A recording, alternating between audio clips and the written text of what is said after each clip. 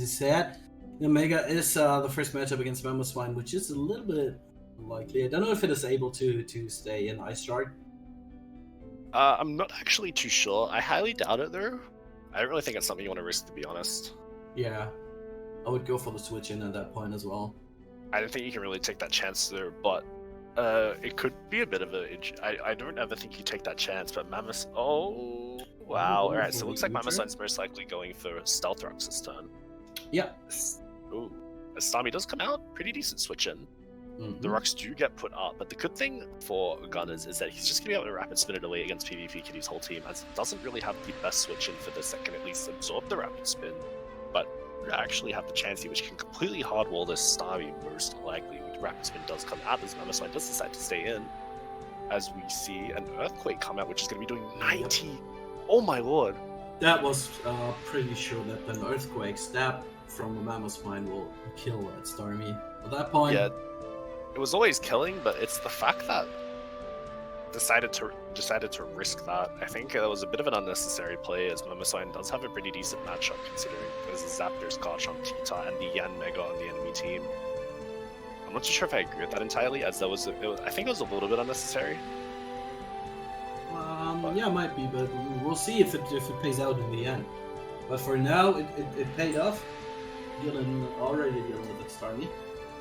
I'm hoping that we do see the U-turn. Gunners with an excellent play going for that U-turn. 59% gets put onto that Mew, leaving it below half, as we could potentially see a Garchomp come in, or just a Yan Mega itself. And the Bug Buzz is there. Yeah, Bug Buzz literally just can be clicked. Yes, because it's super effective against the Psychic typing of Mew, and with the Omega doing a good amount there. And U-turn's also a pretty decent play. Yeah, U-turn. Yeah, that's good. With the crit coming out, picking up 18% onto the Chansey, obviously the blob is in. As we do see Tyranitar come in, and the good thing about Gunner's position is the fact that he's always been able to keep up this momentum. Yes, he may be a Mon down there, but he always has been applying that offensive pressure. Now he will be able to most likely just click a Stone Edge and 2-hit KO whatever does decide to come in. Yeah, most likely. We'll see what Kitty's answer on that T-char or answer try. We'll see if it is a real answer or not. Will be. If you're in this position, at least, I do feel like Chansey's matchup in this game is a little bit lackluster, but I guess he does want to keep it alive considering the Starmie was already taken down, so the Chansey is in a bit of a weird position. Ooh! Wow! That thing barely lived. Whoa! That was the crit going it down to 1%. Holy moly! Oh! Wow, okay, well, I mean, Zapdos is pretty free switching, but Sizzle, on the other hand, can throw off a potential bullet punch, as we do actually see the Garchomp come in, most likely going to be a rough skin variant, otherwise you would never hard switch into a Sizzle like that. Going to be taking that 15%. Looks like it is an Impish. Yeah, it's Impish. Most likely. When you have rough skin, Impish is your go-to. Generally, and the fact that it only did 50% is a pretty good indicator that this Garchomp is a pretty defensive variant, which is, I mean, obviously did its role, didn't take much damage, and the Sizzle is now dropped down. But on Pvpkitty's side, there's a juicy Mamoswine that could come in, just completely destroy this Garchomp. Definitely. So Garchomp doesn't have any chance right now, in my opinion, against this Mamoswine, which is the perfect answer there. But there are some good switching options on the Gunner's side. I mean, Scizor is always going to be an option, but the Stealth Rocks do get laid down, as we do see a Dragon Tail picking up 28% onto that Mamoswine, as we are going to see the Magnezone come in.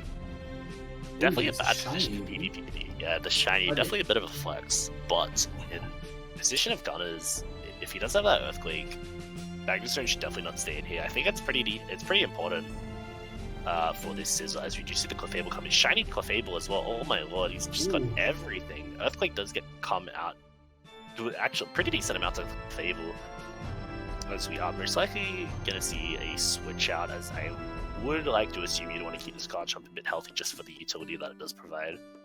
Yeah, and as well, Dragon Tail won't work against Clefable because of the fairy typing. It doesn't affect it in any way, so switching out yourself as he does into Zapdos is the call there.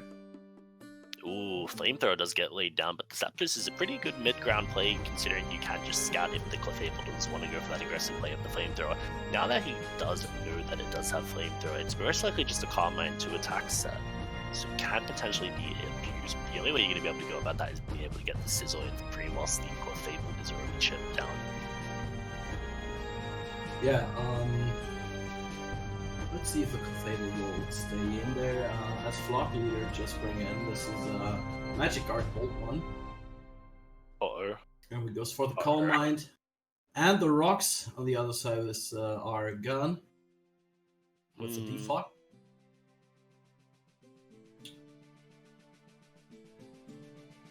But now Calm-Minded Clef is getting. Let's see. All right, there was a crit with a discharge doing a good amount of damage, but Clefable as well, setting up with one Calm-Mind, is able to put up decent with the Moonblast, and we've seen T-Tart coming in. Yeah, T-Tar's a very good aggressive play as the Clefable will most likely be going for the soft boil that turn, so T-Tar can come in and just click a choice. Most likely going to be clicking the Stone Edge, as it does hit everything. Pvpkitty team will get connected. 66% comes down as the Moonblast does come down, and you half to the T-Tar respectively. But would you ever want to risk Clefable going down is the question. that really is the question. Even though it's set it up with one Calm Mind, staying in. Yeah. All right. Never mind. Done the talk. Yeah, I think it's a little bit unnecessary to risk it. At least Stern does come down with the miss. Maybe if he did stay with that Clefable, he would have been able to pick up the T-Top. Yeah, but that was, as I said, that would have been the real risky play, and you not want to risk it that early. Yeah, you always want to keep that Mon advantage. They are in a 5v5 there with 1-1 down respectively, but you always want to try to at least keep as many of your tools as alive for as long as possible. So if Michael's going in against the T-Tar in a sticky situation as the Flash Cannon is most likely coming down. We do see a hard Sizzle switch in. As the Volt switch comes down, that does potentially... I'm not too sure what that damage is, because I'm not too sure what type of Sizzle this is. But we'll probably find out next turn if we do see the leftovers or not. Exactly, thought the same. Yeah, Volt switch there is bringing himself an advantage, bringing in the Mew as the answer to that screwdriver. Let's see what will be the next thing. And most likely just going to be a... I'd say a Roost just comes out from the Mew this turn. I didn't really think you want to risk a Will-O-Wisp. Yeah, which will be at least I would definitely say. Play. I'm going for the Will-O-Wisp. Oh my god, that is a crazy play. It is, but I think the burn in here it doesn't affect the Yanniga that much because it's more of a special attacker than a physical attacker. Yeah, the only physical move this thing's ever going to be using is U-turn, that's purely to apply momentum. Yeah. But the thing is, Chansey is in the back, so it's obviously always going to be the Groudry switch in. Yeah, Mega can just go for the U-turn again. So you do actually see a Bloodlust, a bit of a change of pace, as is, yeah, it does get burned by the so it's going to take a little bit of chip. But it's really interesting to see at least, as we do see the Tyranitar coming, Chansey most likely going to be going for a soft load unless it does decide to go for a bit of an aggressive seismic toss, as we do actually see the seismic toss. Now Chansey is low, so Sternage can pick up the Chansey, if I am not mistaken, but... Yeah, something is going to die this time. Something is dying. Definitely, and that's an interesting one. Okay, we see the switch out from Chansey. So a safe option on Kitty's side. Oh, the crunch. Very good mid-ground. That's a pretty decent mid-ground, as it's not going to be missing any time soon, considering it does have that 100% accurate, or the 100% accuracy. Yeah. T-Top being in there, Sizzle isn't a valid switch in anymore, as to potentially, you can't really go into that Volt switch, and I'm still not too sure if this thing is specs or not. But we are going to see the Zap just come in as the sack of choice from Gunners. Well, maybe expecting the Volt switch, and still doing enough damage. It still is going to do enough damage. I mean, if this thing is specs at least. Yeah, like what was my bad? I just forgot. I just forgot the Zapdos is flight and never mind. Yeah. I think Mew is what you'd go in. Oh, Chan. Okay, Chansey's the choice. I feel like you could have just. I'm not too sure if you could actually get a Mew there. I just feel like you want to try to keep your Mew healthy because that thing should be able to meet your end game scenario with how you just set the game. But Tito will just come in and most likely just click that Stone Edge. We're going for the crunch again. That is definitely an option. Either really likes, I guess. The suit does come out. Oh, that was such. I understand why I went for that. That was risky. Yep.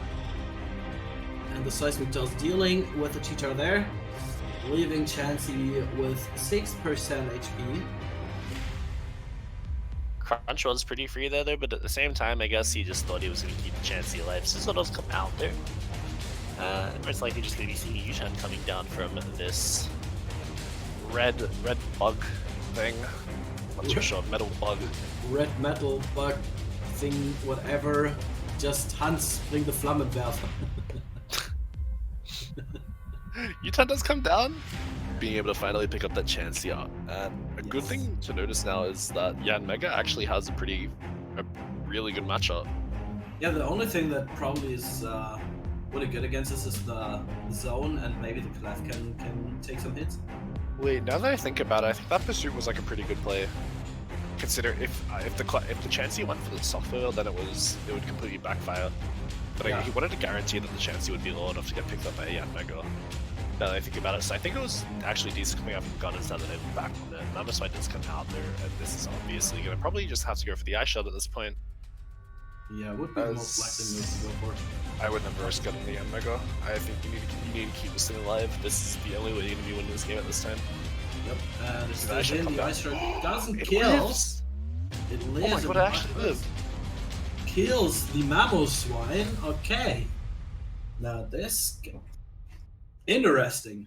Actually, never thought it would survive an ice right there. I didn't think it would live that either. But Yanmega now has 2 more turns in it. Clefable's coming out. Oh, is Yanmega powerful enough to take out this Clefable is the question. Yeah, so as we know, or as we heard, we can't say it's... Never mind, it is! Wait! It's not very effective, it still was... Wow. The tinted lens, man, I'm telling you. Yes. Tinted lens. Got that in so the chance strong. as well, Specs tinted lens. Yeah, tinted lens is pretty good like that, as it does hit pretty hard against not very effective hits. Yeah. We are going to see the Mew come out. Now this... for this Mew are Skizzer and Garchomp, so... Yeah, this is the end game that Pvpkitty wanted, as they would be able to come in with this Mew and basically just be able to take out that Scizor and that Garchomp respectively. In the best case scenario, at least. Ice Beam does come down. Dragon Tail does... wait. I'm trying to think. Dragon Tail into Zone? Magma Zone, wait. yeah. I think if you're in the Garchomp's position, you want to... Yeah, you have to click Earthquake here. Yeah, but... Are you fast enough? If that's a question, are you faster if you're running an Impish one? Generally, you have enough speed investment to outspeed a Jelly Breloom, which a Jelly Breloom is faster than a timid Magnezone. Right. So I would like to assume he's faster. In best but case scenario. If this Magnezone is scarfed... I don't think it's... I don't know. I still can't tell if it's Scarf or not. Yeah, it's actually... Yeah, it's... Okay, it isn't. Wow. And the Earthquake did come out there. I do have to point out that there is actually still a chance that Gunnins can win this game. A small chance, but... No, I think he might actually... It depends, actually. Yeah, I think he might have it. Is his burn? Scizor's not burn. Wait. Are we going for the taunt? Wait, what? Oh no! Like with nothing. That's not good. Yeah, it should be over. Yeah, that's over. Oh, that's so lame. Ha! That's so lame. It is. No, taunt was no, guys, taunt was the correct play. Taunt was always the correct play. Yeah. Yeah, taunt was always the correct play, guys. I don't know what you're on about. And another Roost coming in. Yeah, bringing back Mewtwo and decent health. Guys, okay, to explain why Taunt was the correct play, so yeah, sacking Mag wasn't ever necessary there, but the reason why he decided to go for Taunt is that Garchomp can potentially carry Toxic, and if this Garchomp manages to get a Toxic onto that Mew, then it can just spell complete disaster, because that Mew would then be on a timer. So Mew going for that Taunt prevents the Garchomp from going for that Toxic and forces him to use an offensive move like Dragon Tail or Earthquake. Knowing that he will be living the Earthquake and be able to burst the next turn, he wants to be able to make sure that he's healthy enough in order to 1v1 the Scizor. So now that he's able to 1v1 the Scizor, the best case scenario, but we do see a Swords Dance actually, should still be fine anyway, as we are most likely just going to be seeing a Taunt coming down. I would like to think. So yeah, guys, that's basically, yeah, that's the reason. It might see a little bit interesting there, or a bit funny for some people that aren't aware there. But Taunt would always be the play that U-turn does come out. The U-turn does come out! What? Whoa! Wait, what? What a change there!